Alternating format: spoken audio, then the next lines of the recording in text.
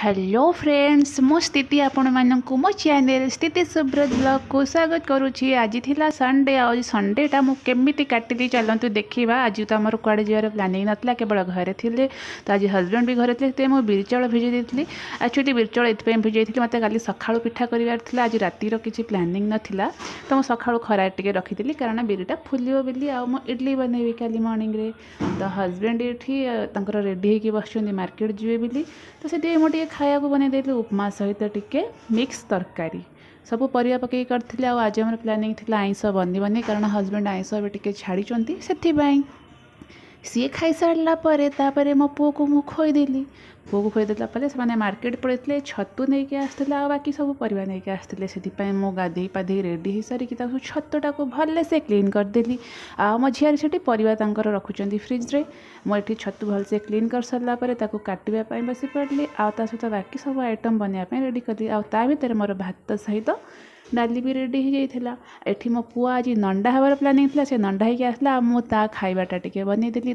मोर छतु तरकारी रेडी कली आ भितर मु मसला बनईकी रेडी कर देती भिडियो कलेनि एत सब आइटम किए कर एत देखा टाइम नहीं।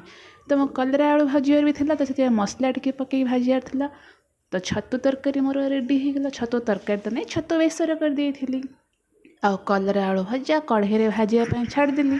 तापर आसली पदा को टिके बसवाई गरम टिके लगिला बालकोनी रे हल्का हल्का पवन दौला तो भल लगुला।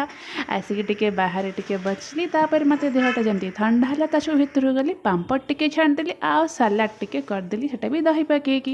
ये देखो मोर रेडी होगला छतु बेसर सहित पापड़ कलरा आलू मसला दिया भजिया ता सहित सालाड आ भात सह डाली। बस आम 3 जन बसी पड़लु। मो पु को मुझे खोई देके शोई ना से आमको खोई ना था। मु आ हजबैंड आ मो झियारी 3 जन बसी पड़लु खाइबा को। खाइबा पूरा एंजॉय कलु। खाइबा तो पूरा सुपर होता। एक्चुअली मत सब खाइबा भल लगे खाइबा को खराब बारिबा कथा नुह। तापर इवनिंग रे उठला पर बालकोनी रे बसीगला मो पु कहला प्रोमोग्रेनेट खाइब तो बापा ताको छड़ेकी देले सी खाइले। बस आम 3 जन मिसिकी खाइलु।